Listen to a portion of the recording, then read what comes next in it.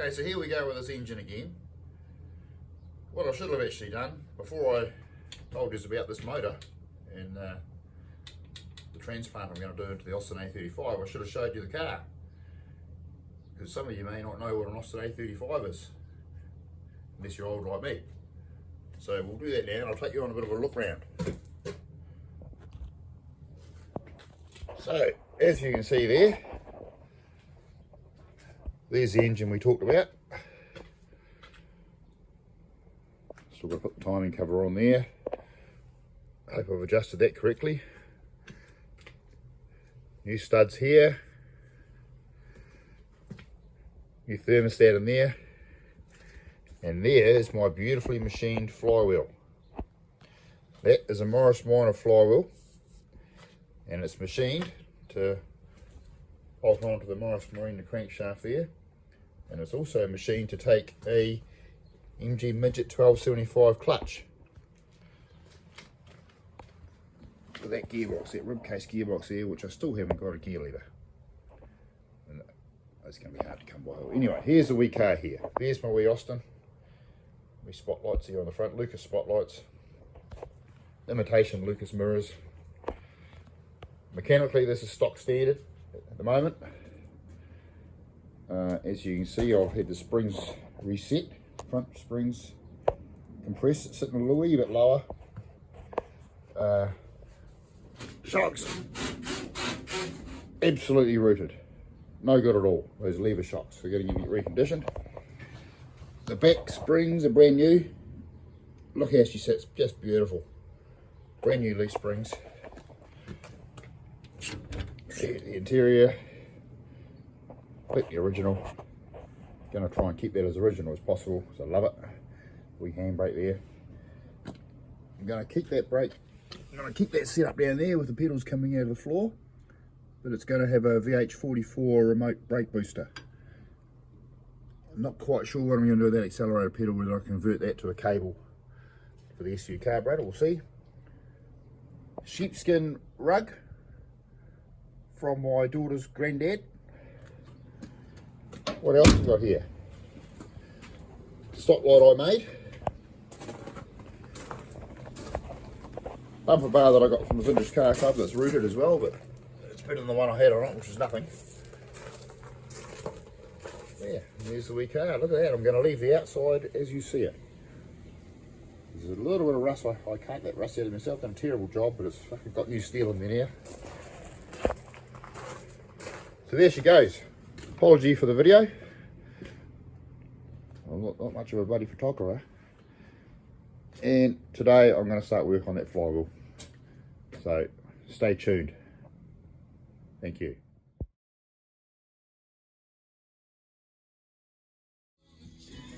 As you can see, that flywheel bolted on just beautifully.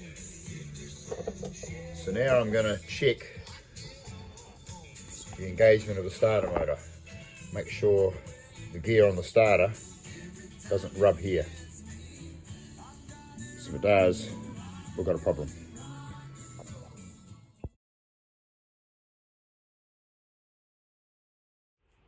Okay, so there's the starter motor fitted.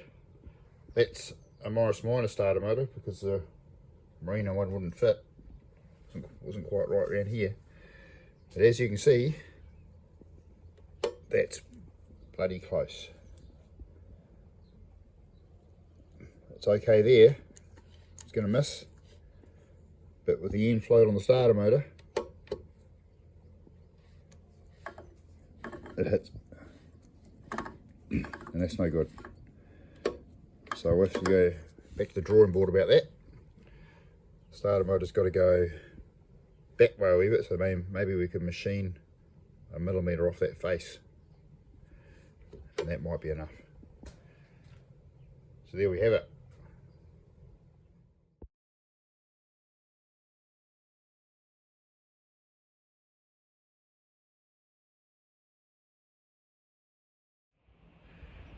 Okay, so since we're a bit snookered here, can't do much there,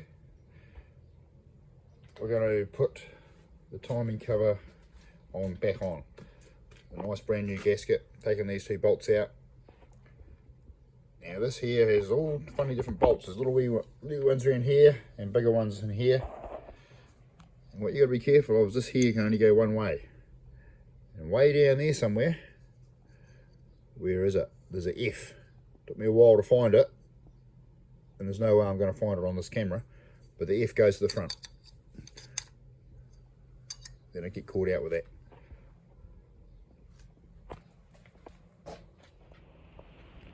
And as you can see, I've got the wrong bloody gasket here. I don't know how to manage that. Fuck it, that's probably for a Mini. So we won't be doing that either.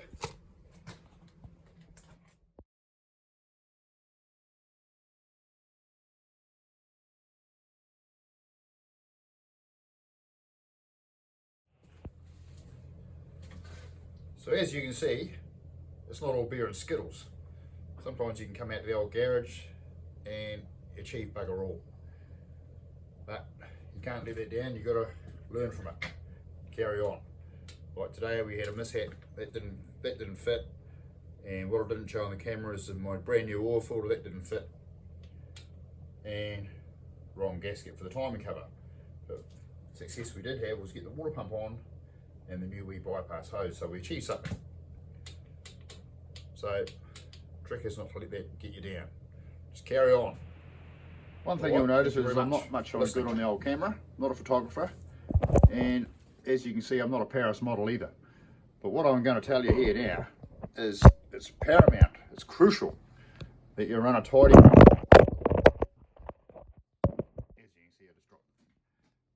You've got to run a tidy workshop. When you're doing jobs like this, you need to know exactly where everything is at all times. You've got to know where your tools are, all your different nuts and bolts, what part of the machine they come off. So when you do a nice fine job like probably reconditioning the carburetor, which I'm going to do one of these days, very tiny little pieces and all that, you can set them away out on your workbench and have nothing else get in the way and confuse bits, so you're not trying bolting on the wrong bits or losing bits. So yeah, so I always stick with that and run a very tidy workshop. I'll just go and show you what I mean. Turn that around.